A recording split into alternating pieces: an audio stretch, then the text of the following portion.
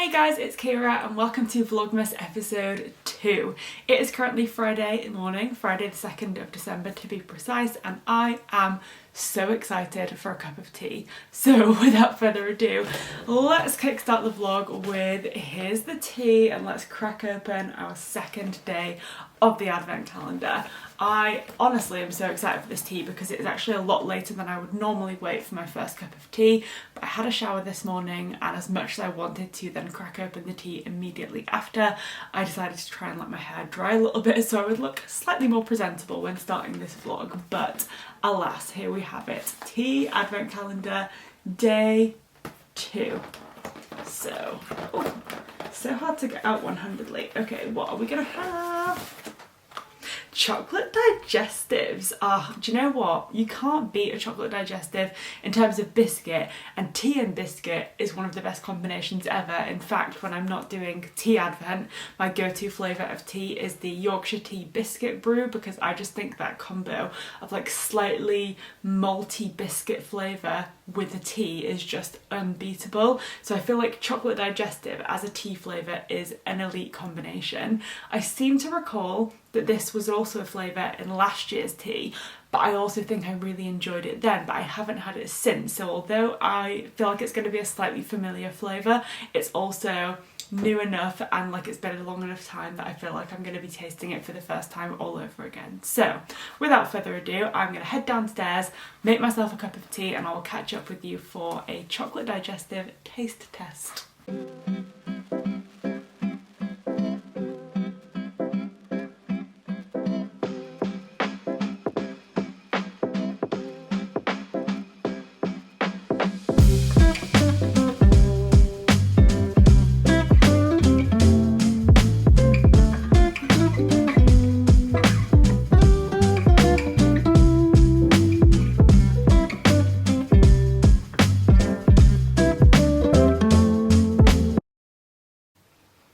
Now, at the risk of literally stating the obvious, this tea smells so biscuity.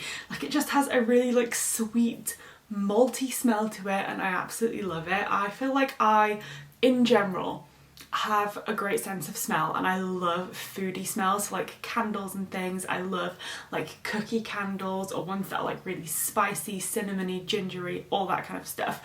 And I just absolutely love those like wholesome, warming, wintry food smells, and I just love to smell biscuits. Like if I get like a chocolate digestive out, like unfortunately actually, so Tesco used to have a dark chocolate digestive biscuit that was accidentally vegan, but I recently saw that they are discontinued, which is honestly devastating because they were so good. So I actually won't be having chocolate digestives for the foreseeable future unless anyone else makes one of the accidentally vegan ones.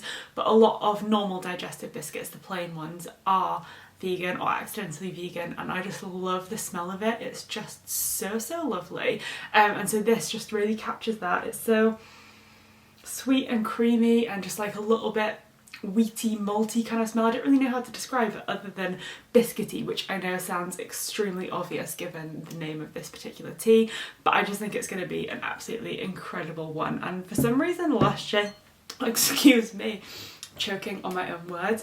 For some reason last year I loved the Bird and Blend calendar so much, but I didn't actually order any of the flavours as like a bigger box.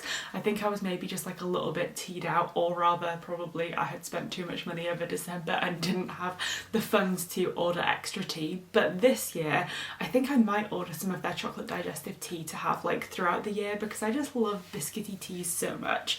While I let that like steep for a little bit longer because I really want to allow those flavours to ruminate, I left the calendar downstairs, but I did take a little picture of the tea so that I could let you know the ingredients for today's one. So this one is a Sri Lankan black tea with cocoa shells, fenugreek, cocoa nibs and licorice root, which sounds like a really interesting blend. Obviously the cocoa nibs and the cocoa shells, they're kind of obvious, they add the chocolate flavour to the chocolate digestive tea, but it's so interesting what like blending, you know, various teas and roots and other flavours together can do in terms of creating a really familiar flavour with things that you wouldn't necessarily expect to result in that end flavour. So like I wouldn't necessarily expect licorice roots and black tea to result in a biscuity flavour, and yet somehow It does. So there we have it. Going to allow that to just steep for a tiny bit longer because not only is it currently tea time, it is also time to find out what book I'm going to be reading today, or rather what book I'm going to be starting today. So for anyone that wasn't watching yesterday's vlog, Vlogmas episode 1, I revealed the fact that I have so far in 2022 read 40 books, but my goal for the year, as it has been for the last few years, is 75 books. So for the mathematicians among us, we can know that that is 35 books still to read before the end of the year, which is realistically a bit of an impossible reading challenge, but I'm not one to shy away from a challenge, so I've decided to embrace it and add an extra layer of fun into the mix by creating a spinning wheel of books. So I have added many titles of books onto this particular list. We have books that I haven't read yet that have been sitting on my TBR, as well as old favourites that I really want to reread, and there are 35 book titles on this list. So without further ado, we are going to spin the spinning wheel of book names for the very first time to find out what my next read in December will be. So without further ado, let's get the show on the road. I don't know why, I'm actually kind of nervous about this, but alas, it is spinning. What am I going to end up with?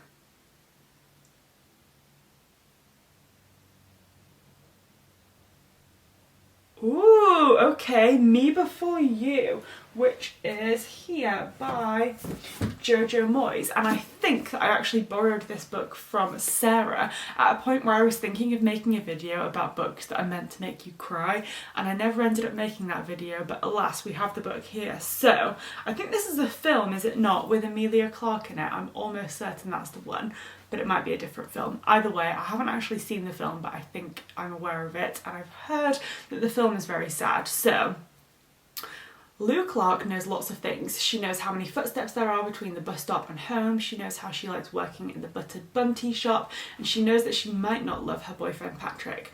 What Lou doesn't know is that she's about to lose her job, or that knowing what's coming is what keeps her sane. Will Traynor knows his motorcycle accident took away his desire to live. He knows everything feels very small and rather joyless now. He knows exactly what he's going to do to put a stop to that. What Will doesn't know is that Lou is about to burst into his world in a riot of colour, and neither of them knows they're going to change the other for all time. Yeah, I think that is the film with Emilia Clarke in it. So there we go, the spinning wheel of books has spoken, and this will be my next read for December. I'm obviously about to start work this morning after I've had my cup of tea, so I will be sure to start this one on my lunch break, and I can't wait. So there we have it. Oh, and of course I was about to finish up the clip, but I haven't tasted my tea yet, the most important thing of all. So cheers to good books, and hopefully to another good cup of tea. Just lovely. It's interesting, it doesn't taste as chocolatey as it smells, but it definitely has that malty, biscuity kind of flavour.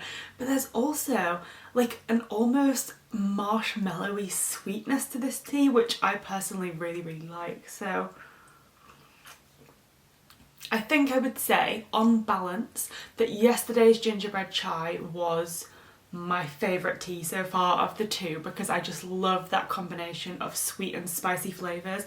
But this one is another tea, just like yesterday's, that I could see myself drinking like really frequently, like I wouldn't get bored of this. More fruity teas or more green teas, I generally don't mind them, but I wouldn't like see myself reaching for them all the time or wanting them to be like a regular tea in my repertoire. But yesterday's tea and now this chocolate digestive one, just generally really, really nice, and just like exactly the sort of tea that I personally like to drink. So there we have it, another day, another tea, and another book. So welcome to Vlogmas episode 2, and I'll catch up with you hopefully with some thoughts on this book before long.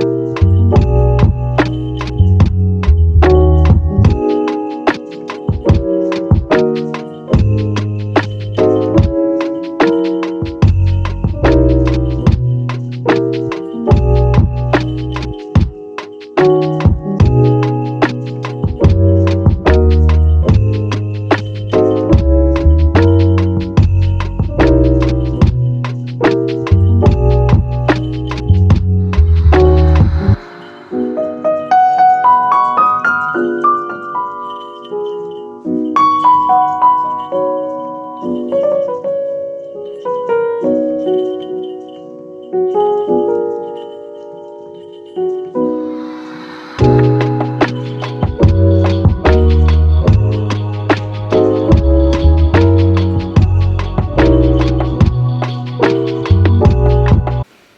would hate to exaggerate, and I know that technically what I'm about to say isn't provable because I haven't seen every single cat in the world, but I do have to say that I think I have the cutest cat in the world. I really do. He's just so precious. I honestly just can't even cope. He's the loveliest little boy in the whole world. And given how expensive the cost of heating is at the moment, when he comes and sits on my lap in the evening, it is just so cozy, and he is like a little breathing hot water bottle. He's so cute. So anyway, had a lovely time, finished work early on a Friday because my work does an early finish Friday, so I start at the same time as always, 8 AM, but then I finish an hour earlier, so that means that at least one day a week I actually get to finish work when it is actually still a tiny bit light outside, which I very much appreciate. So I made myself a cup of tea, and not to make this entire channel all about tea taste tests, but I tried the butter brew flavour tea, which is based on obviously the concept of butterbeer, and it kind of tastes like the tea equivalent of a caramel latte, so just like really sweet, creamy, and just with like these undertones of like rich caramelly goodness, but obviously without the coffee flavour, so it's I suppose a little bit more of a like lighter version of a caramel latte, and I am a big fan of caramel lattes, so I really enjoyed that one actually. Which I'm sure surprises no one because clearly Bird and Blend can do no wrong in my eyes. They just make the most lovely tea, but that was a really, really nice one. And it felt like the perfect tea to have this afternoon. And I of course then got on with some more reading of Me Before You. Now I started this on my lunch break and just managed to get through like a few pages, but this afternoon I've made some really decent progress. I'm now 120 pages in and I'm really enjoying this one. I'm like picturing more and more of the film as I read it, and I haven't actually watched the film, but I know that my sister is a big fan of it, and I'm sure it used to be on Netflix, so I can picture, I'm sure, like this image of Emilia Clarke in like a red dress.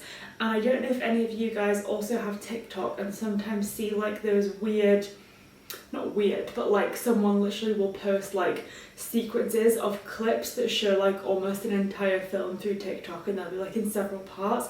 I'm sure I've seen some bits of this one, particularly the bit where Louisa, who's played by Emilia Clarke, goes to Will's house, who is the man who is a quadriplegic, and his mum is looking for a new carer for him. And I'm sure I've seen the clip of Emilia Clarke going to Will and his mum's house and basically getting interviewed for the job, so that bit felt very familiar.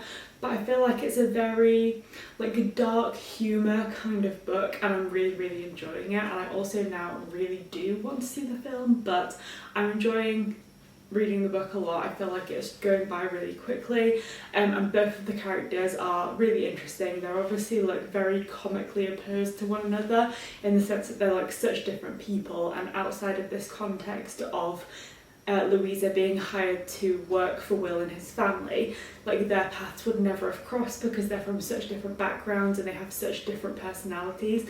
But I feel like the point of this book is kind of like a testament to like what can be brought out of you when you cross paths with someone that you wouldn't have typically chosen to cross paths with, and like the benefit that you can get from expanding your horizons in ways that you hadn't previously considered. So I'm really enjoying it, looking forward to reading more and hopefully watching the film as well at some point. I don't think it's on Netflix anymore because I'm almost certain I tried to find it a little while ago after seeing the clip on TikTok. It's all coming back to me, but I don't think it's on Netflix anymore, so I might have to see if it's on any of the other streaming platforms. But either way, really enjoying it. It was a good pick from the spinning wheel of books. So, with that said, I am going out for dinner this evening. It is my grandma's birthday on Monday, but on Monday both me and my brother are away on work trips, so we're going to go out for dinner tonight instead. So we're going out for a roast dinner because that's what grandma wanted to get, and we're going to Toby Carvery because myself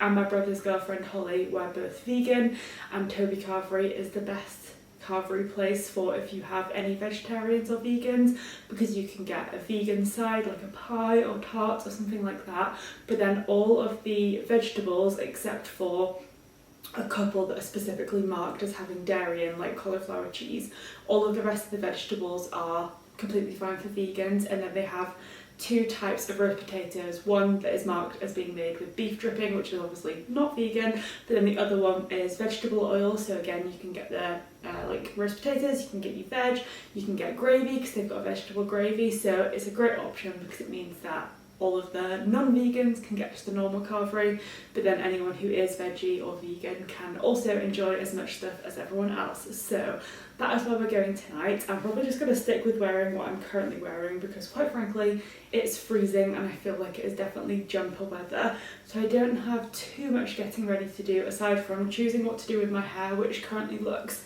a bit Hagrid-esque, and then also just putting a little bit of makeup on. So I'm going to do that right now so that I don't leave it too late and have to rush out of the door. And then as soon as I've done that, I'm going to start doing some more reading because not only am I really enjoying the book, but also we're on a time crunch. I have 35 books to read, so time is not of the essence and I need to read as much as possible in as little time as possible. So without further ado, I'm going to put some makeup on and then get back to reading before going out for tea, which I'm super excited for because I cannot wait for a roast.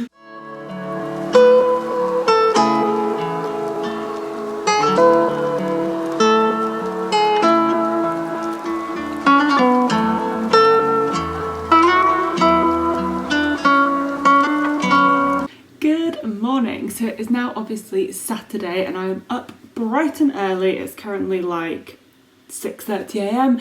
and I'm so excited for today because today is the day that we finally go and get the Christmas tree, which I've been excited to do for, well, let's be honest, since we took down last year's Christmas tree, but specifically obviously since we hit December 1st. I have been waiting and waiting to go and get the tree, but because of just like work commitments and then social plans and stuff the last couple of nights, today has been the first day that we're actually able to do it. So we're going to pick the tree up this morning. It opens at 9 a.m, the place that we're going to, so we are going to be there at opening time ready to go, and then we need to get the decorations down from the attic, put the tree up and decorate, and I am just so excited. But in the meantime, while I'm just sitting here fizzing with excitement ready to go and get the tree, let's have a cup of tea because I've still got a few hours to kill. So I'm going to have a nice cup of tea, hopefully, we'll find out once I've tasted it, and do some more reading of Me Before You because I'm excited to see where the book goes next. So without further ado, where is number 3? Oh, it's right at the bottom next to number 1.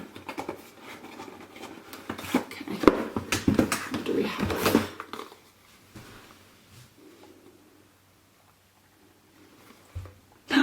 Rhubarb and custard. That just is absolutely lovely. Not a particularly festive flavour, but a flavour combination that I really like because it's slightly fruitier than I would normally go for because I think I've mentioned I'm not like massive on fruit teas, but this is like a fruit tea that is like bring the sweet and creamy elements of like a fruit combination in the form of like, you know, a crumble and a pie or something like that, rather than like a really tangy fresh fruit tea. So the ingredients for this one are rooibos tea, so immediately that gets a win because not only is it a fruit tea, but it's a fruit tea that's not like entirely herbal.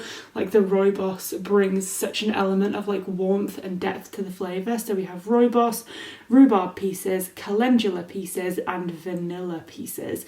So I feel like obviously vanilla is going to bring the custardy flavour. I don't actually know what calendula is, but oh, it's calendula petals, so it's a flower. Interesting. But yeah, either way, excited to give this one a try. I can't remember if this was in last year's calendar or not, but either way, I'm excited to give it a go. And I've brought out yet another festive mug. I don't have anywhere near enough festive mugs, but the day that we're going to get the Christmas tree seems to me to be a good day to get a festive mug out. So without further ado, let's make some tea.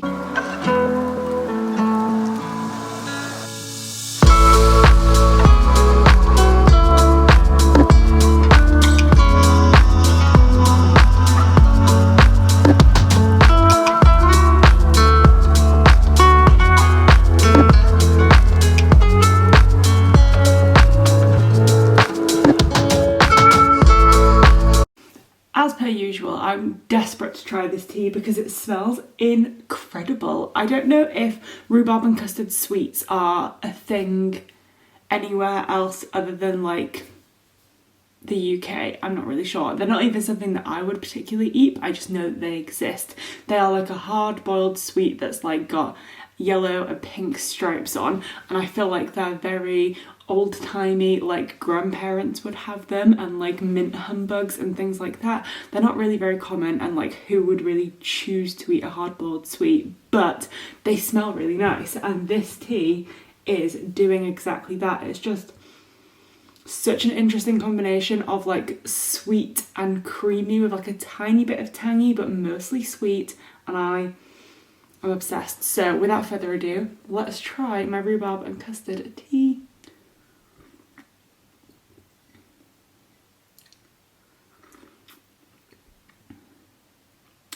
I would say it's interesting because rooibos is usually a really strong smell, and this tea doesn't smell like a rooibos tea, but it definitely tastes like one. Whereas, as is always the case in any tea that has a fruity flavour, the smell of the fruit is the strongest smell, but it often is the weakest flavour. And that is why I find fruit teas so disappointing, because if the fruit tea is the only... Yeah, that's right, Oscar. If the fruit tea is the only thing that you have going on and it smells really strong and then you taste it and it's pretty much just hot water, it's so disappointing and also just like a waste of a cup of tea. Whereas in this instance, the fruit does smell really strong, but it's not the main flavour, like it's not what is carrying the cup. You also have like the sweetness of the vanilla and the depth and like almost, I don't know, like what I would describe a rooibos tea, but it's like aniseedy, I guess, and like those more powerful flavours carry it. So even though the rhubarb smells really strong, but it doesn't necessarily taste as strong as it smells, it's not like a weak tea, like you've still got a lot of flavour going on, and there is like a hint of fruitiness coming through, but it's not like what the entire mug is resting its success on, if that makes sense. So I really like this. I would say this would probably be the tea of the three so far that I would be least inclined to get, just because of my previous description of like how I'm not really that fussed for fruit teas. I still really enjoy it, and I would definitely drink this, and I'm going to have both mugs because I don't know if I've mentioned this, but the Bird and Blend advent calendar, you get 2 tea bags of each flavour, which is a really nice touch because it means you can like try them out another time, or if you've got one that you really like, then you don't have to just have one cup, you can have another one. But yeah, I'll definitely drink both versions, or both cups of this tea I should say, but if I was thinking about ones that I would like purchase and go out of my way to get myself, this wouldn't be one, just because it's not as powerful of a flavour as the first 2 teas, and also it just doesn't like tick as many of my boxes, but still it's a very nice and enjoyable tea. So with that said, it's time to get on with some more reading. I did a teeny tiny bit more reading before I went out for my dinner last night. I managed to read up to page 145, so I think I probably read another 20 pages after I last spoke to you. And so not a huge amount has happened, but we have had one quite pivotal plot point revealed to us, and that I won't go into like too much detail, although I think this is quite an old book and the movie is obviously out, but to avoid spoilers I won't go too much into it. But what I will say is that when Louisa was hired for this job to be Will's carer, she was hired on a 6-month fixed-term contract, and there wasn't really any detail given as to why that like 6-month term was in place, but we've now as the reader just had that revealed to us, and so has Louisa, but on like a undercover level. So like she's found out through eavesdropping and hearing from other people in the house talking about it. So she hasn't officially been told, we now know as the reader, and it's obviously quite an important distinction, and like we find out something quite crucial to I guess what's going to happen and how it will influence how the book goes and how the characters interact with each other. So I'm interested to know A, what's going to happen, and B, specifically like whether Louisa is going to let anyone else know that she knows that information and how that's going to change how she acts around the characters. So I feel like what we found out in those last 20 pages was quite important. So I'm going to go and sit down with my tea and get on with some more reading while I wait for Jade to get home from the gym, and then we'll be getting ready to go and get our tree.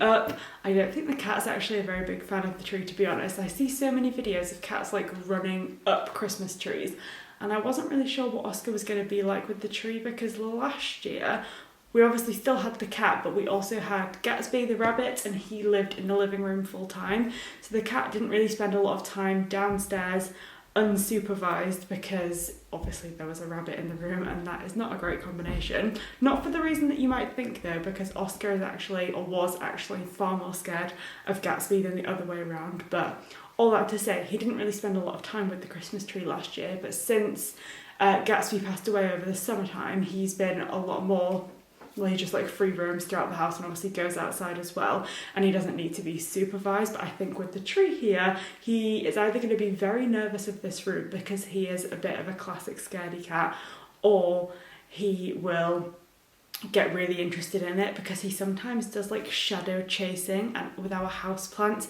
he'll like start attacking them at certain times in the evening. So no idea what he's going to think of it, but right now he looks very edgy and he's currently upstairs avoiding the tree. So aside from that though, and the fact that he might not be feeling the most festive, I for one am very excited to have the tree up, because I just feel like nothing makes a room feel more cozy and festive than like a glittery Christmas tree. And I just love when this corner is filled with the tree. I really enjoyed it last year. I just felt like it was such a perfect spot for it, and I enjoyed reading by the Christmas tree, and just in general it's just such a lovely thing to have in the room. So very happy to have that up.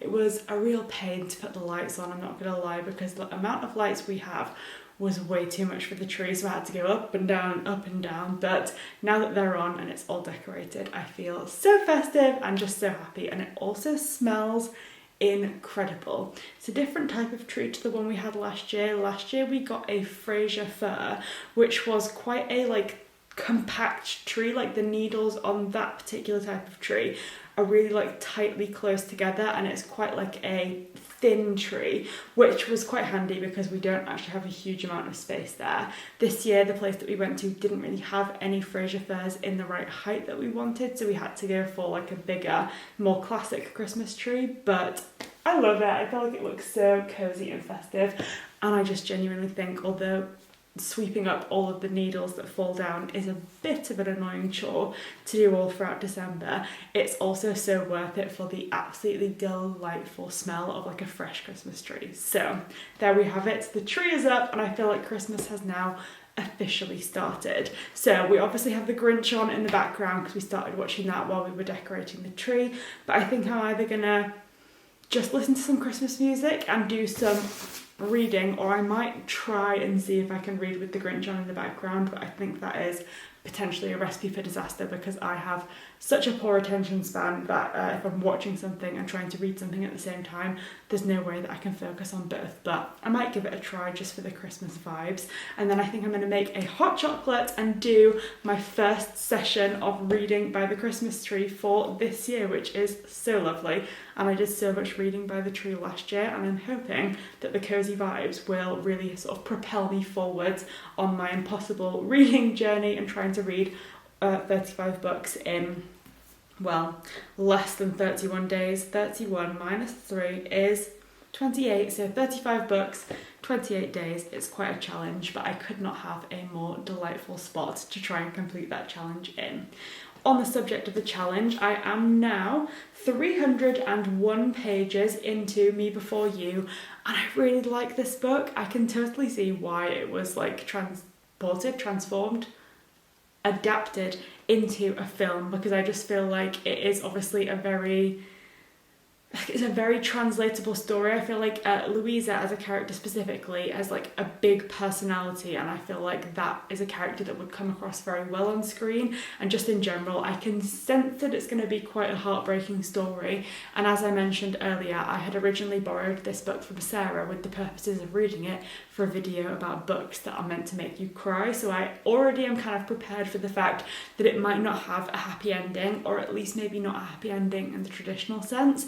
But I'm just really enjoying like seeing the way that these two characters are gradually like sort of like letting down their barriers around each other and becoming friendlier and friendlier. And I also like this is a book that isn't necessarily driven by romance. I'm not suggesting that romance might not be a part of the book at all, but I don't think it's a book where romance is their primary goal. And I think that's quite nice in that there's no like ulterior motive to the way that these characters interact with each other, like all of the things that they do for each other and the way that they gradually become closer and closer. It doesn't feel like it's got this ulterior motive of trying to like win someone over to be your partner. It feels very like authentic and platonic at this point, and just like really wholesome. So I'm really enjoying it, and I'm going to make that hot chocolate and get on with some more reading. Jay's parents and his sister are coming over later on, and I think we're going to probably go and do a little bit of shopping, maybe visit the Christmas markets and potentially go out for some dinner. But I'm going to do my best to read as much of this book as I possibly can before they arrive.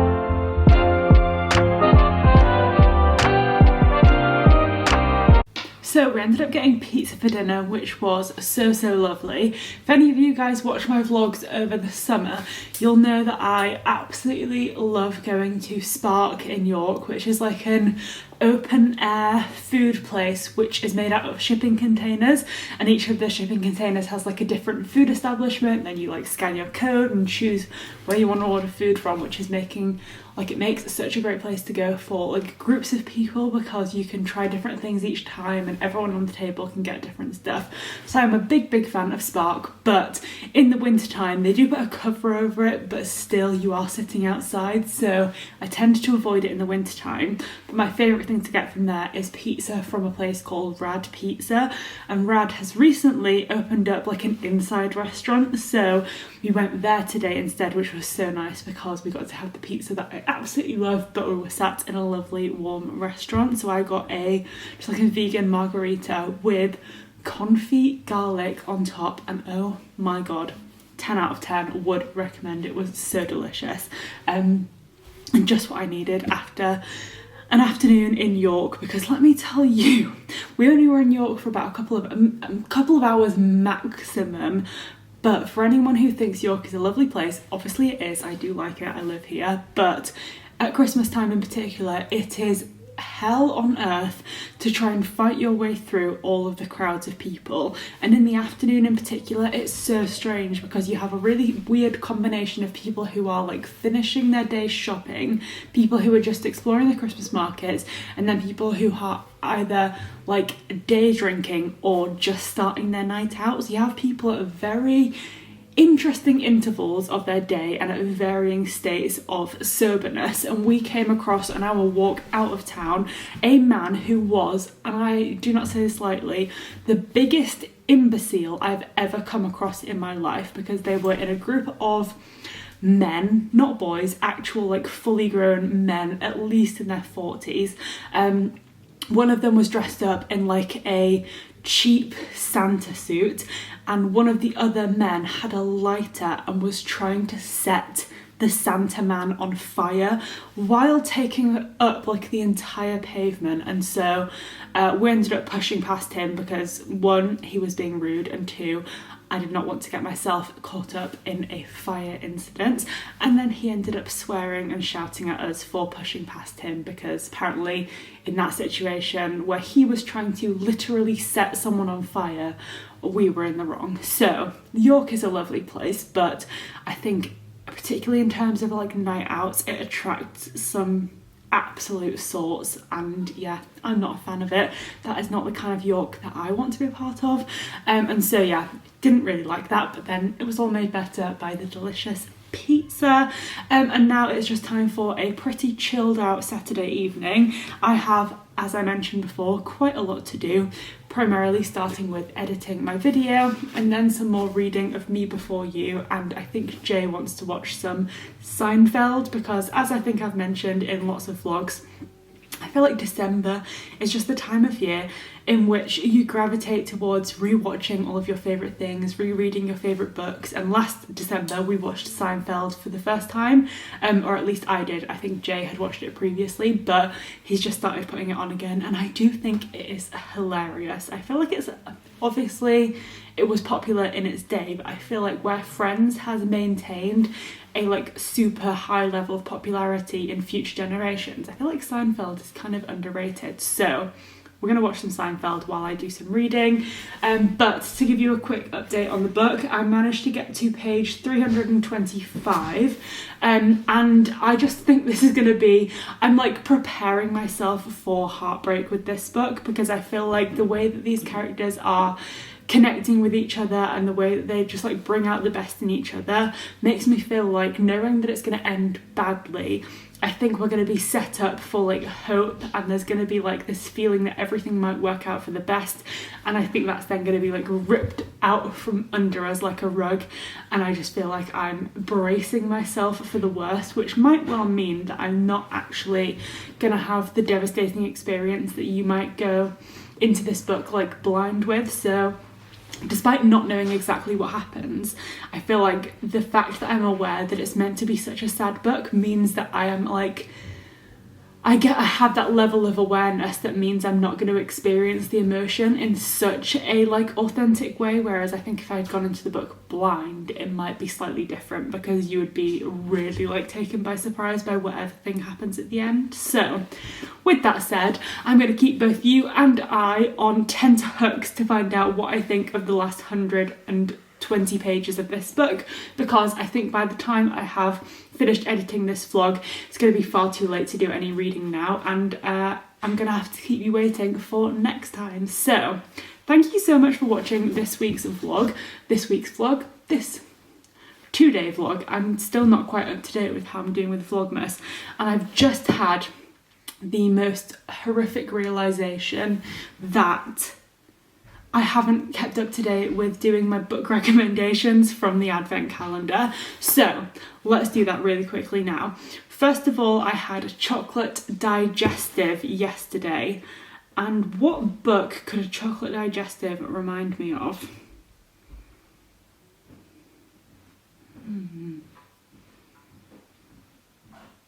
Do you know what? Let me go upstairs to my bookshelves and I will catch up with you in literally 2 seconds with some book recommendations. I think I'm quite a visual thinker, so when I'm trying to abstractly remember books, I find it really difficult, but as soon as I look at my shelves, the ideas all just come at me. So there we have it.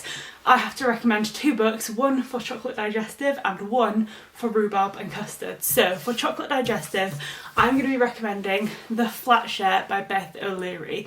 First of all, because I feel like digestive biscuits are like very quintessentially British, I believe, and I feel like so is this book. I feel like it's very, like it's a super British rom-com, and I just feel like the two match up in vibe. I also think this book is all about kind of like getting to know someone, breaking down the barriers and just like gradually like letting someone in, and what better way to get to know someone new that you haven't met before than over a cup of tea and a packet of chocolate digestives. So I feel like just the vibe of this book and the fact that they are both just so quintessentially British makes chocolate digestive tea and The Flat Share a great match.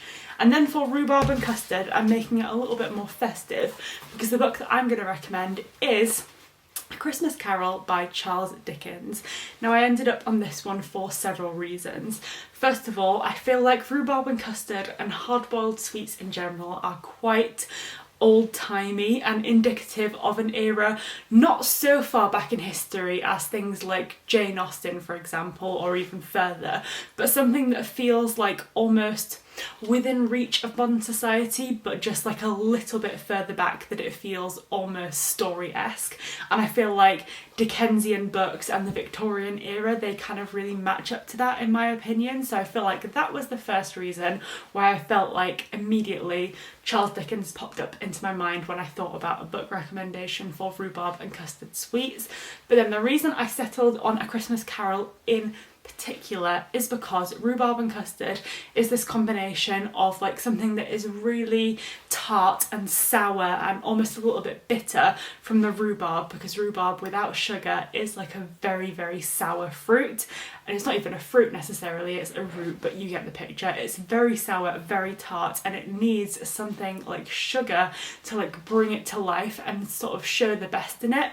And I feel like with Ebenezer Scrooge at the beginning we get the rhubarb, we get this character who is really bitter and doesn't see the best in the world and chooses to focus on the negatives, but through his experiences with the visits from the 3 ghosts and getting to know the people in his life like Bob Cratchit and Tiny Tim and other people, they slowly add this sweetness into his life that then allows his own character to shine. So I feel like the journey that we see Ebenezer Scrooge go on is very much that of rhubarb and custard, this blending of like sweet and sour. And not to say that Scrooge sort of loses his like wit and sharpness, but that it is kind of like mellowed out and balanced with something a little bit softer like custard. So there we go, this week's, or I keep saying weeks, I honestly cannot keep track, today's or this Vlogmas's book recommendations for you.